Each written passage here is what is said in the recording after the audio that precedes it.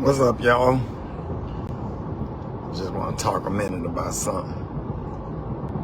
So there's been a report, I think it happened a couple of days ago, where there was a case where a child killed his mother, and the brother went over there and killed his brother for killing the mother, which he should have, which is justified in my opinion. That's a sad situation. Keep all of the families or anybody that's involved or related to these people or friends, classmates, whatever, lifted up in prayer, because that's the world that we live in now. And I'm just thinking back, like, I used to say little stuff under my breath as a kid and as a teen. But the thought of doing something to my mother, let alone kill, hit, swing, even block one of her licks when she's trying to get you your ass whipping. Man, that thought never would have crossed my mind. And one of the problems goes back to something I've been talking about for years. We go out of our way trying to give children everything that we did not have. Trying to give them everything we didn't have. And my thing is what I've always said: if you like who you are and who you have become as a person, then give them what you had as opposed to what you didn't have. And that's why these young people grow up entitled. They running in the Apple store, they running in stores with masks on, they robbing, they stealing, they fighting at the football games, they shoot anybody, don't know how to shoot a gun. They find if they target is in the area, they'll shoot up the whole crowd and kill innocent people, innocent babies, and all of this stuff. Just this generation is just absolutely crazy. And the killing thing about it is I'm trying to create, and I know I'm right, because trying to create a king to be respectful and not entitled. But my grandson light skinned and got curly hair, and me being tough on him is too much for a lot of y'all women on here. I'm talking about some damn awe. Only thing you can holler, somebody got some curly hair. Aw, it's y'all favorite word. But it ain't aw when these damn teenagers pick up something and knock the shit out of you, or talk back, or hit back, or disrespect, or don't clean up their room, or don't do what they supposed to do. It ain't all then. It ain't cute then when their room stink. They ain't cleaning up, but you're always hollering some aw. And then try to chastise men for trying to create somebody that's good enough to marry your granddaughter.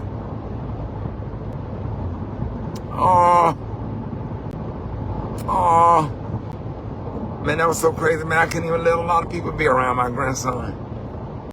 And I tell you what, every time I disciplined him, it was always a problem with women on the internet. But if he was dark skinned and hair was nappy like mine, you probably wouldn't say shit. But that got you. Oh man, the criticize.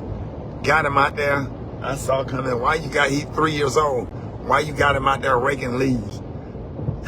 He 3 years old, he want to help.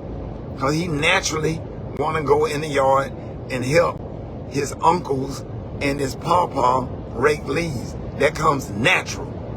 So what I'm going to let him sit in the house and play the game for when he want to go outside and help? But that bothers you. You hate seeing a king being made. I had to advise a mother, say, hey, if you can't take it, drop your kid off at football practice and leave if you can't take it. They'll be all right. Because that football field, that little league football field is there to develop character and to create young men and to build character and toughness. Something that you don't understand because you're not a man. I'm talking about these kids don't respect authority at all. All you can holler. Everything is all. Well, what do you say when they turn around and kill the mama?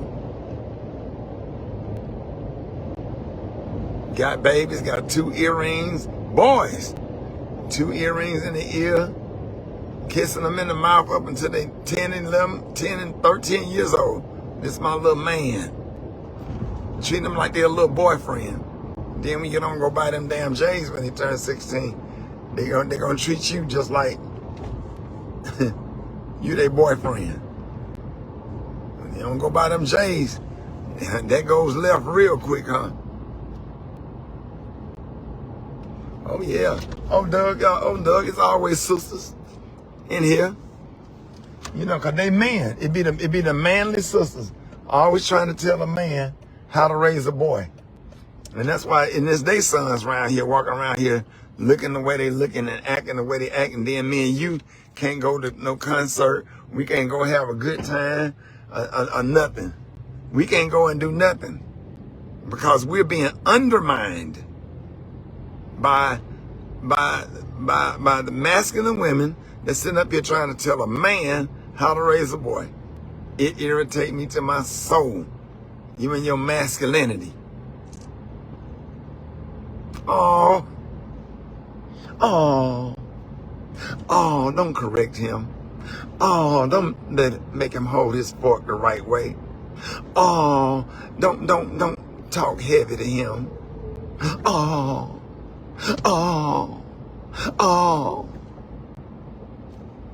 Explain the behavior though.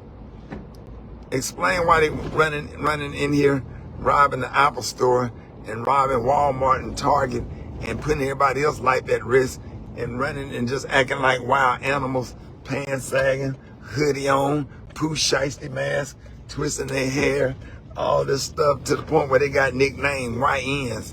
Explain that while you talking about some all. Explain that behavior. Put that together for me.